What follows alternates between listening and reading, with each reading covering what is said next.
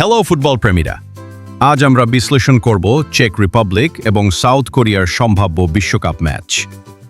ইউরোপের টেকনিক্যাল ফুটবলের প্রতিনিধিত্ব করছে চেক রিপাবলিক, আর এশিয়ার অন্যতম সফল দল সাউথ কোরিয়া। তাহলে দেখে নেওয়া যাক ইতিহাস, শক্তিমত্তা এবং সম্ভাব্য ফলাফল। দুই দল আন্তর্জাতিক ফুটবলে খুব বেশি বার মুখোমুখি হয়নি। হেড টু হেড রেকর্ডে চেক রিপাবলিক সামান্য এগিয়ে থাকলেও বেশ কয়েকটি ম্যাচ ছিল অত্যন্ত প্রতিদ্বন্দ্বিতাপূর্ণ। তাই অতীতের পরিসংখ্যানের চেয়ে বর্তমান ফর্ম ও স্কোয়াডই এখানে বেশি গুরুত্বপূর্ণ। চেক রিপাবলিকের শক্তি হল তাদের সংগঠিত ডিফেন্স, সেটপিস থেকে গোল করার দক্ষতা এবং মাঝ মাঠের নিয়ন্ত্রণ। ইউরোপিয়ান দল হওয়ায় তারা শারীরিক ও ট্যাকটিক্যাল ফুটবলে বেশ শক্তিশালী।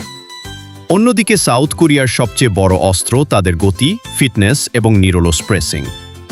পুরো ম্যাচ জুড়ে তারা একই তীব্রতায় খেলতে পারে, যা অনেক প্রতিপক্ষের জন্য বড় চ্যালেঞ্জ হয়ে দাঁড়ায়। আমার প্রেডিকশন অনুযায়ী সাউথ কোরিয়া 2-1 ব্যবধানে জিততে পারে। তবে যদি চেক রিপাবলিক শুরুতেই ম্যাচের নিয়ন্ত্রণ নিয়ে নিতে পারে, তাহলে 1-1 ড্র কিংবা চেক রিপাবলিকের সংকীর্ণ জয়ও অসম্ভব নয়। তাই বলা যায় এটি হতে পারে বিশ্বকাপের অন্যতম উপভোগ্য ও প্রতিদ্বন্দ্বিতাপূর্ণ ম্যাচ। আপনার মতে কে জিতবে, চেক রিপাবলিক নাকি সাউথ কোরিয়া?